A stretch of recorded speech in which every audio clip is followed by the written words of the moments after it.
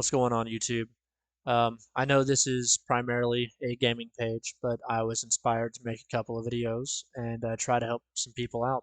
That way they don't have to figure it all out on their own like I did. In this video, I'm going to be discussing how you can better prepare yourself for basic training, boot camp, whichever service you're going into. This video will help you a lot. I'm also going to cover something that is specifically geared towards the Army and even more specifically infantry, which 30th AG is the reception battalion at Fort Benning, and I'm going to be talking to you guys about what you can expect when you go there.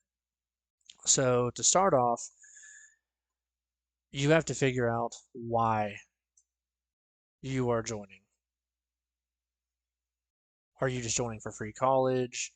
Do you want to serve something bigger than yourself? Do you want that sense of purpose? When times are tough, that will be the thing that drives you and allows you to push yourself harder than you ever thought you could. What I did in order to prepare, which was not enough, but it was better than a lot of people had done. About 3 months before, I started going to the gym every day. Um, don't lift weights. I mean, you can lift weights. If you lift weights, that's great. You're not going to have weights in basic training. It's all body weight. So you want to work hard on push-ups. Do all of the core exercises that you can. And you need to be running at least 5 miles a day. And I know the running part sucks. It does. You'll be fine. I promise. You get used to it, and eventually you start looking forward to when you get to run. I think when I started training um, to get ready to go in, I was running, I want to say, a mile at an 8 minute pace, and I got out of the Army running a 10:35 2 mile. So you improve. You improve a lot over time, and you do a lot of that improving in basic training. Nothing that you do is going to prepare you physically and mentally. Nothing. That's okay though. You just want to make it as easy as possible of a transition. So yes, you do need to be in good physical shape. That will make basic training a whole lot easier. And like I said, stick to push-ups, stick to sit-ups, run a couple of miles every day, do pull-ups. And on top of all that, if you want to keep lifting weights, you're more than welcome to. It won't hurt. It won't hurt. But the hardest thing for people to get used to is running. That is what most people will fail PT tests for, the first couple that you take. Um, so yeah, make sure you run a lot. And whatever branch you're going into, make sure that you go on Google. You can go on Google and look up any of the PT test standards for any branch.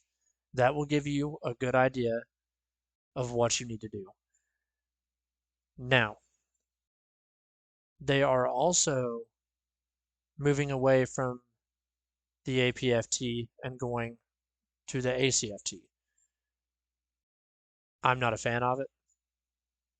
That is because I went through basic training and my first 2 years in the Army, push ups, sit ups, 2 mile. That was it.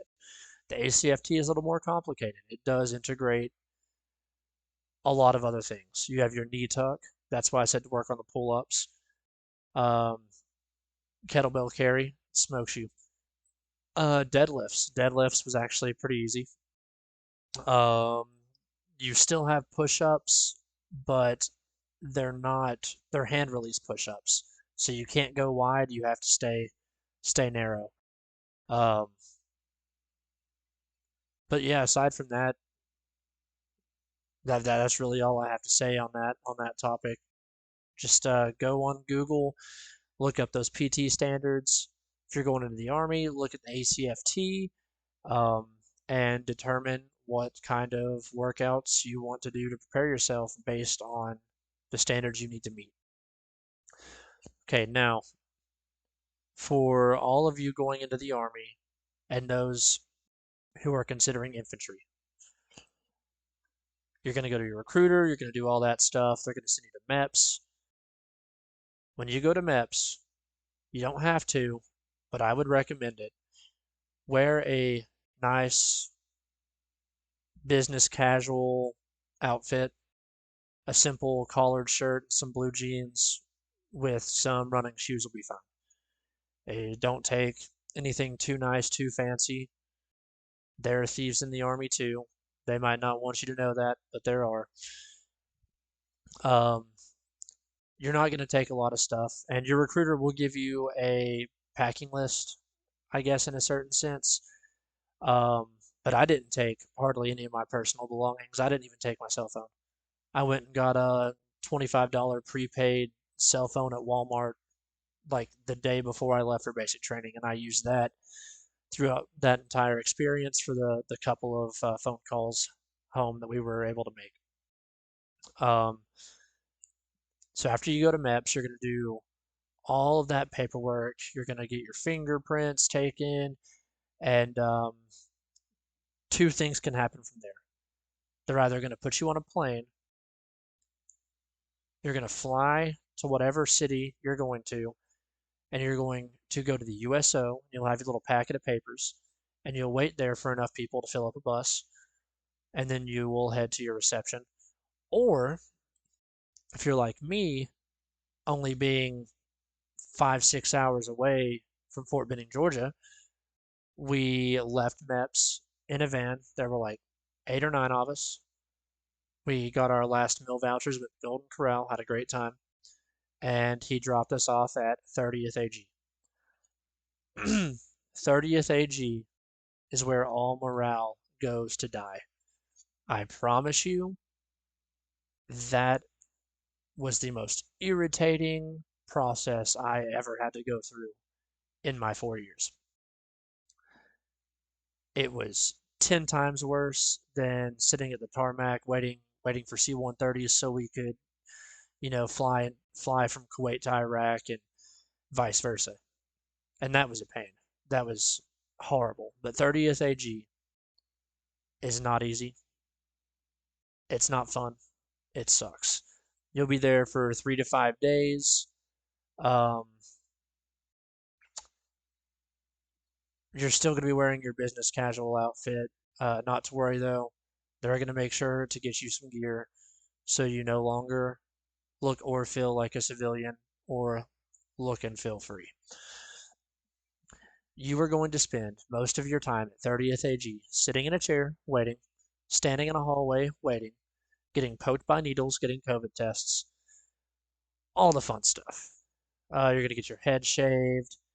Um, they are going to give you a pay advance on like a little Eagle Cash card.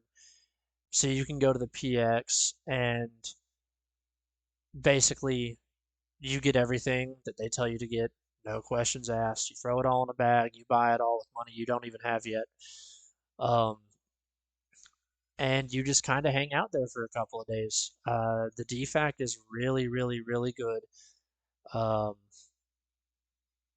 and it almost gives you like a false sense of security because you don't get yelled at by drill sergeants much unless you really, really mess up. You just kind of sit there and mind your own business. They don't bother you as long as you don't make their job hard on them. Now, there is one phone call that you get to make after getting to 30th AG and before you leave for basic training. It is a quick 20, 30 minute or a 20 or 30-second phone call, and you read a sentence off of a card, and then you hang up, turn your phone off, put it in a bag, and turn it in. So that just about covers everything I have to say about 30th AG. Also, they have a amnesty period for the contraband that you might bring. So when you first get there, they're gonna funnel you inside. You're gonna get yelled at. Get used to it. It's not that bad. They'll give you a little brief and explain to you how everything's going to go. And they'll let you know what the list of contraband is. And you will, even if you don't have the contraband, you have to go into the room. And there are little rooms with trash cans, and you just go in there, throw away whatever that you brought you're not supposed to bring. No questions asked. You don't get in trouble. Um, and this is where a lot of people mess up. They think they can outsmart the drill sergeants. You cannot. You won't get away with it. Just throw it away. It is not worth the pain that you will have to go through for having that. I promise. I don't care if you're a heavy smoker, if it's a dip. I don't care if it's a dab pen. You don't bring it. You will survive not having nicotine for a couple of months. It's not as bad as you think. And trust me, you were going to be far too worried about everything else to worry about having a smoke or having a dip. Let's see here. What else? What else do I need to cover? Um, oh yeah, so they're also doing this weird thing right now that I didn't experience because I was at 30th AG prior to COVID. Um, but as of right now, they do this thing where at 30th AG you have a COVID test, and they send you to something called yellow phase, um, which, from my understanding, is really just a lot of classrooms, drill and ceremony, learning the Army song, Soldier's Creed, stuff like that. And then after that 2 week quarantine period, which is what the yellow phase really is, you go back to 30th AG and you'll get issued all your gear, and then they send you off to basic training. It was a little bit different for me. For me, we knew what morning we were going. We were staged 4 hours prior. We sat there on our bags and waited. It was the longest 4 hours of my life. And right before the drill sergeants pulled up in the buses, we were told that Mac Miller died, which I thought was a lie. It turned out to be true, unfortunately.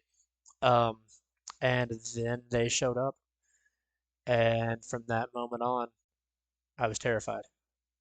It The shark attack, which they don't do anymore. Shark attack was not fun, but thinking about it brings a smile back to my face. So that is pretty much everything that I wanted to cover on 30th AG. Um, Now we are going to go into red phase. Okay, red phase is probably the hardest part of basic training, especially if you did not take the time to condition yourself. Um, you're going to spend a lot of time running a lot of push-ups. You're going to do thousands of push-ups in those 2 weeks. Um, you get woken up just about every single night, whether it be fire alarm drills, or them just being bored. Whoever's doing staff duty or CQ that night, if they get bored, they'll just come wake your whole bay up, and they will smoke you until the walls start sweating, which is a horrible experience, actually. Um, but yeah, on top of that, primarily in red phase, um, you're going to work on team building. You're going to do confidence courses, combatives, which honestly I think is a joke because even my cycle, we only did two combatives classes the whole time. So they might as well just not even do it.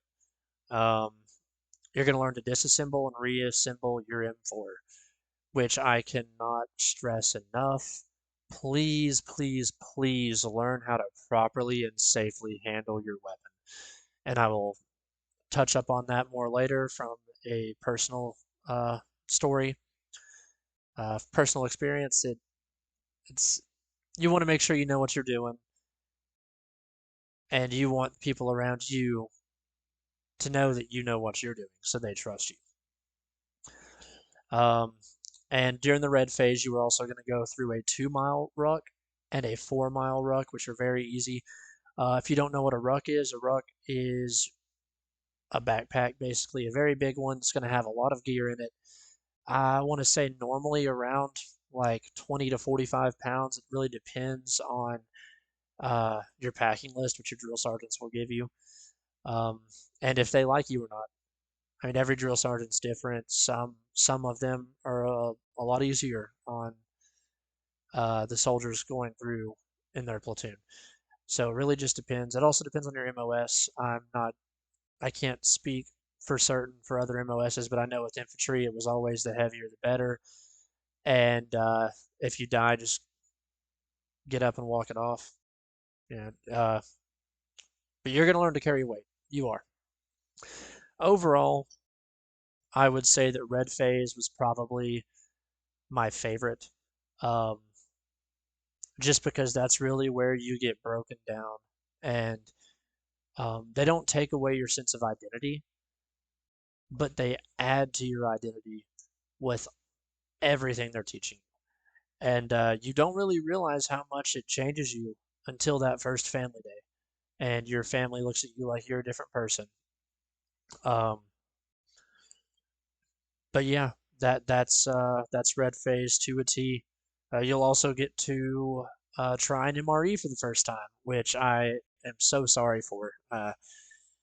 Maybe you'll be someone that likes MREs. Personally, I hated them, but that's a different story for a different day. White phase. White phase sucks. Um, it should be 2 to 4 weeks long,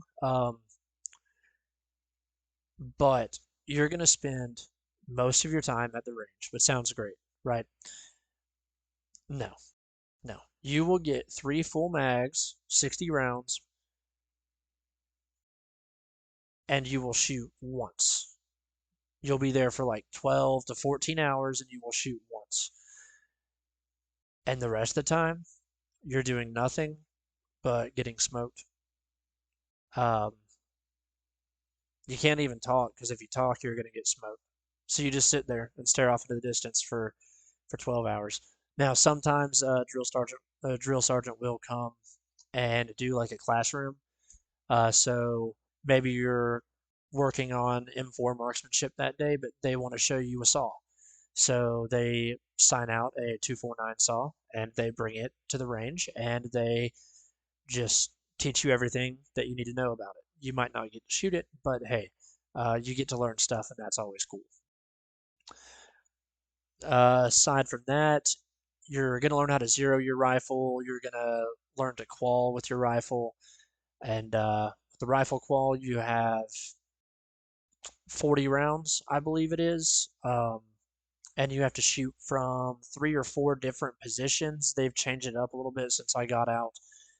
It used to be you had 40 rounds, 40 or 30. I don't know. It's either 30 or 40 rounds. And you had laying down, kneeling, and standing up. But they had break periods between the two. So after you were done shooting standing up, they would say, please move to a kneeling position. You would reload your mag. You had like 10 or 15 seconds to do it.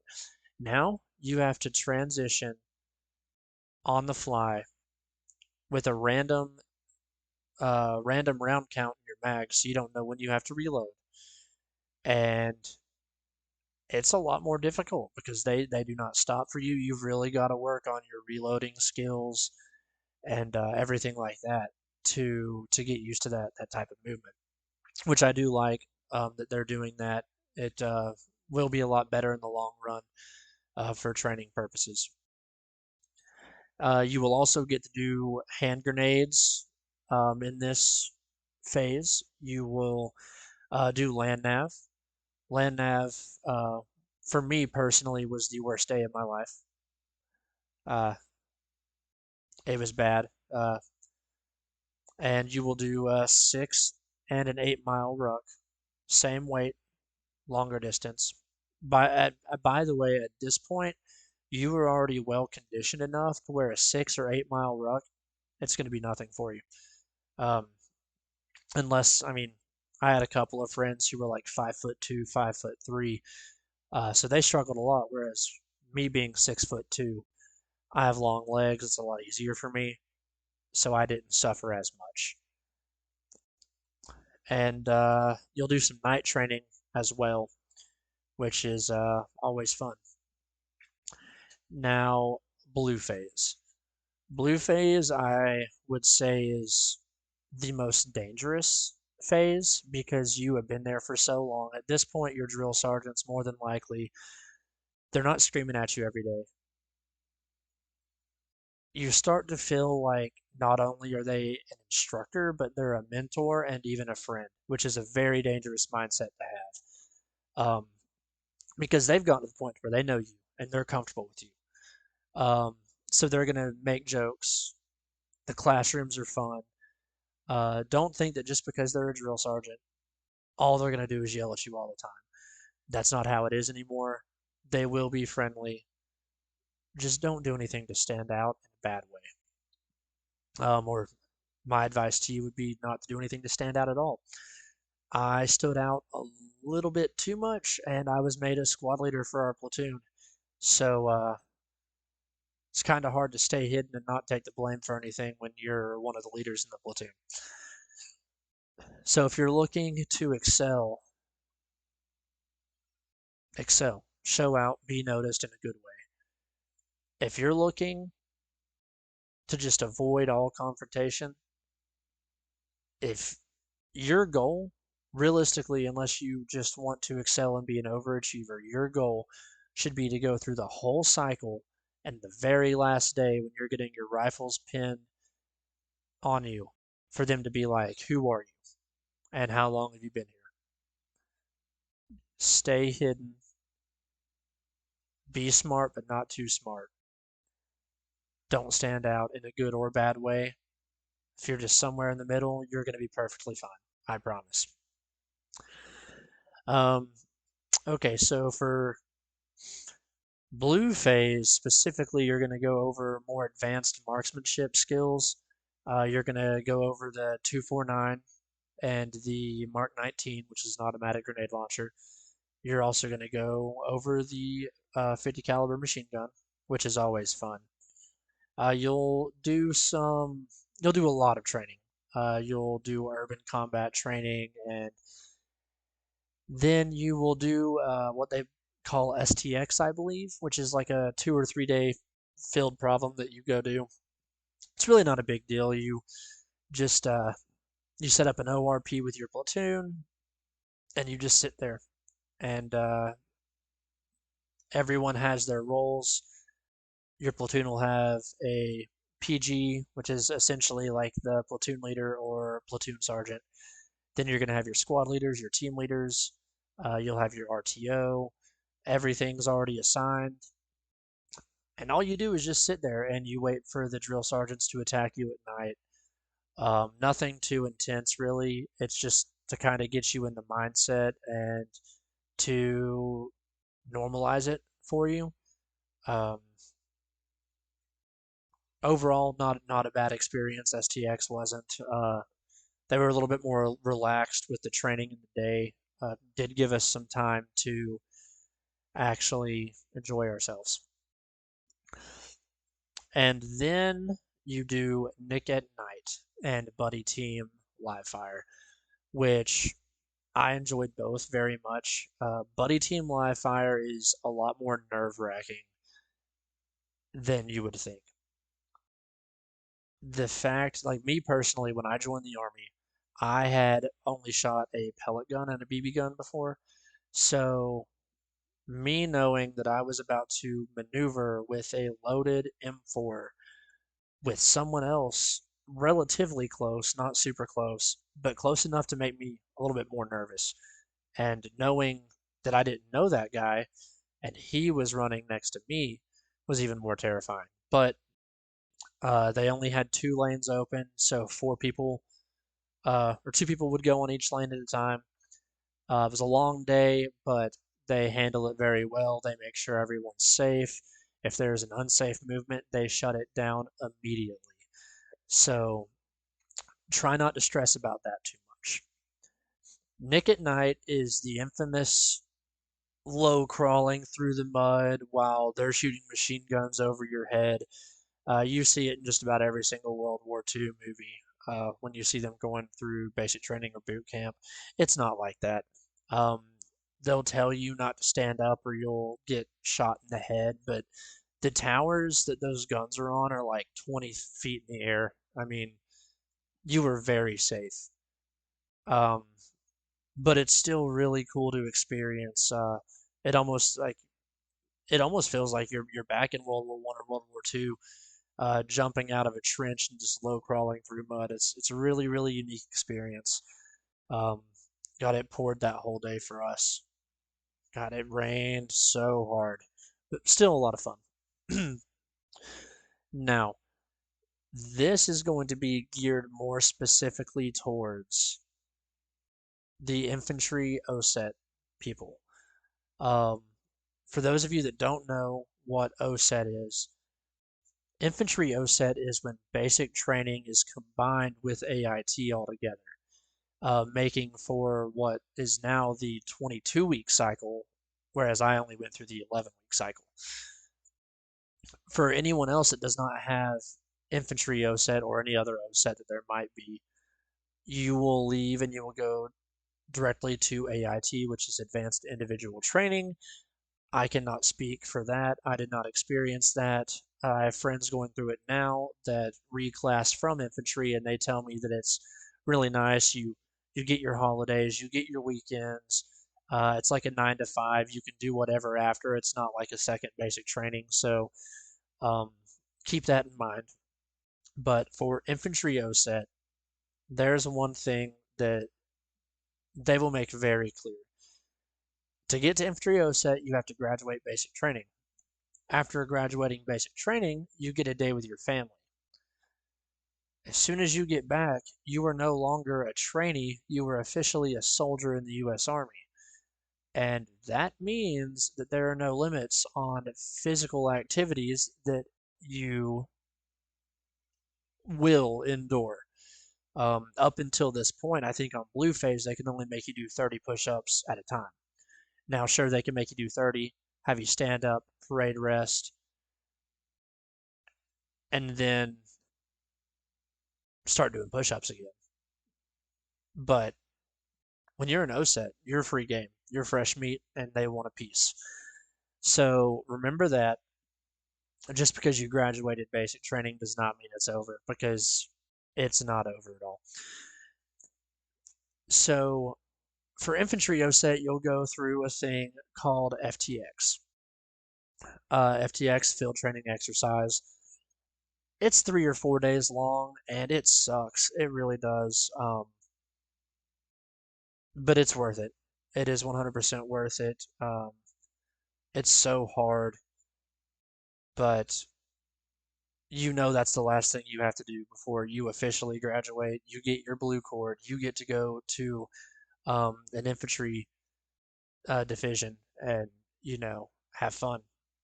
Start your life as a soldier and make those experiences with the people that you will come to love at some point. Um, but anyways, FTX, 3 4 days nonstop field training. This is where they're going to hit you hard at night, unlike they did at STX. Um, I want to say now I was a squad leader. I wasn't an average Joe, so I did have to take on extra responsibilities, and I did lose a lot of sleep for that. I was getting, I believe, 2 to 3 hours of sleep every night. The rest of the night, I would walk the line because we didn't do an ORP. For some reason, our CO wanted us to make a company line. So I walked the line of my squad and had to keep on checking them to make sure they were awake. They were always asleep, so I just had to kick them until they woke up. And you will do that, run day missions, get extra training until finally you're at your last 24 to 36 hours and all hell breaks loose. Um, I'm not going to get too deep into everything that you have to do, but you run a lot of really cool missions, a lot of cool night ops. You actually will have cadets that are training to be officers come and there'll be one per platoon, and they will actually train with you as your platoon leader. So it's really cool how they just kind of mix them together. And normally those cadets are really cool. I got along with mine really well, mainly because I was one of the oldest guys in my platoon, and I'd already been through college. So me and him were about the same age. He was about to get his degree and become a PL, so we were able to bond over that. Um, but yeah, that last 36 hours, you're going to be running nonstop, all your gear on you. It's not one of those things where you just like download your ruck and your assault pack and you leave and come back, 12 hours later. You're carrying everything on your back for 36 hours straight. You'll get to a point, you'll, you know, do the ruck flop is what we call it, where you're so tired you just fall back and land on your ruck. You'll download your ruck, you'll do your mission, come back, pick it up, keep moving. You'll go through some swamps, so you'll be soaking wet, you'll be cold, and then you will get your cross rifles and you will take them to Honor Hill to be pinned your cross rifles. To get there, you have to go up Stairway to Heaven. Good luck with that. That is a horrible experience. But like I said, all worth it in the end. Um, as I said earlier, I can only speak for the 11-week cycle. Um, I don't know much about the 22-week cycle, but this should give you a pretty good idea of what you can expect throughout basic training and the different phases um, that you'll have to endure. On a side note, something I want to speak on real fast is make sure you pay attention. Everything the drill sergeants are teaching you, they're teaching you for a reason. Um, for your safety, for your friend's safety, everything that they teach you, there is a reason behind it. You might not see it, but take it seriously, especially when it comes to weapon safety. Um, and pay attention, take notes. Um, I will say basic training is probably the easiest part of being in the Army, at least it was for me. They've slacked off on a lot over the years, at least when it comes to intensity. But if you do not retain any of the information that your drill sergeants give you throughout basic training, you will get to your unit and you will get destroyed. They either want you to be strong or smart. And if you are an idiot, they will make sure that you're strong. So go in there knowing what you're talking about. Like I said earlier, I was a squad leader for the second half of basic training, even through FTX. So I was very familiar with, squad attacks, ambushes, BD6, and how to move my resources around in my team to accomplish the mission. Um, and they will ask you questions, and if you know the answers to these questions, or you can at least say, "Hey, the ORP's here. I'm going to put my 240 gunners here and here because of this." They will accept that and they will love it. Instead of you just being like, "I don't know." That answer is going to give you a really hard time. Um, and also, like I said before, pay attention and take it seriously because there were a couple of really close calls where NDs almost resulted in serious injury very close to me.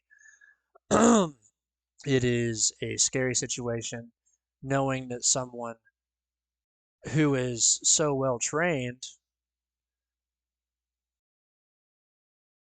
can just make one mistake and it mean your life or mean your friend's life.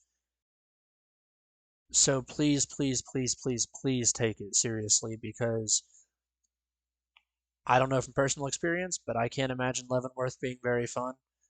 I don't want you there. And I don't want anyone that you're working with to die because you did not pay attention to your leadership. And I know that is very, very, very, it's a very serious topic. And I didn't want to dig too deep into it, but I just cannot stress enough the importance of actually paying attention. Um,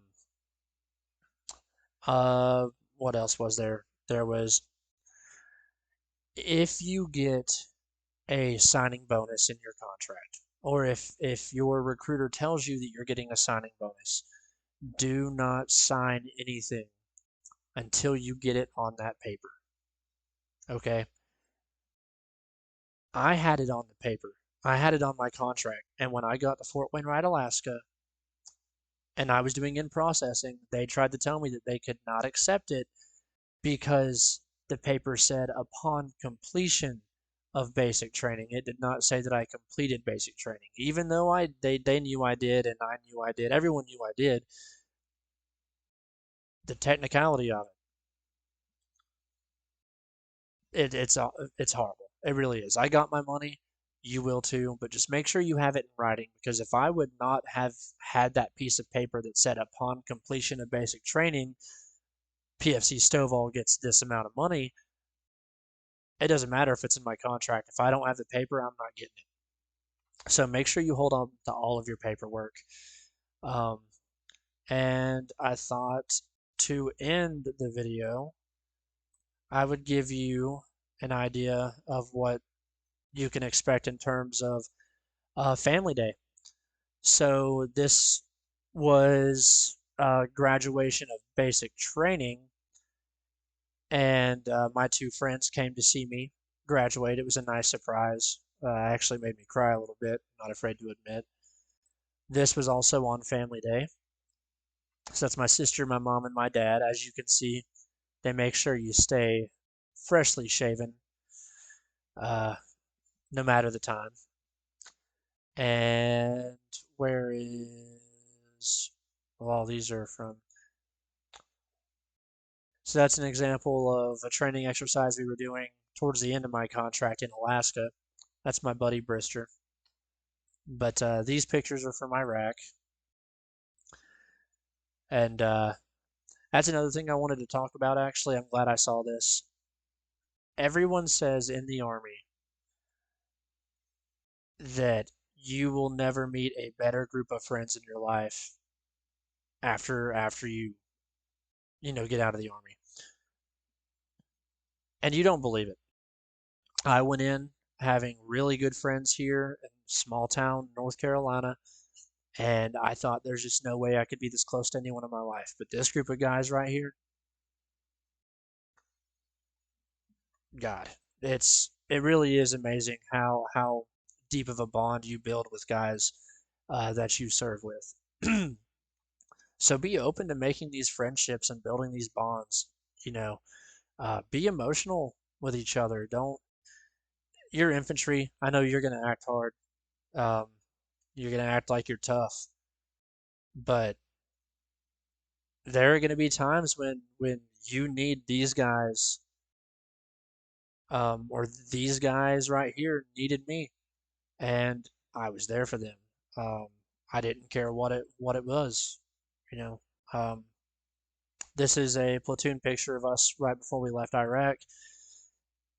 Um, and what else? Brister. There's that right there.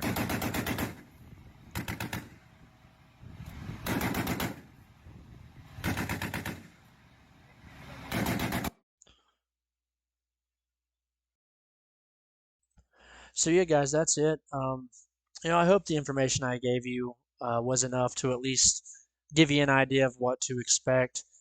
Um, there's still some things that I could have covered. I could have gone into better detail, but I just wanted to give you guys an overall idea of what you could expect. And if you have any questions, feel free to message me. Um, I will gladly answer. Um, and I mean, if it's something that you need to talk about, and it's just too much to text, let me know. I'll give you my personal number, and you can call me, and I'll help walk you through whatever I can. Um,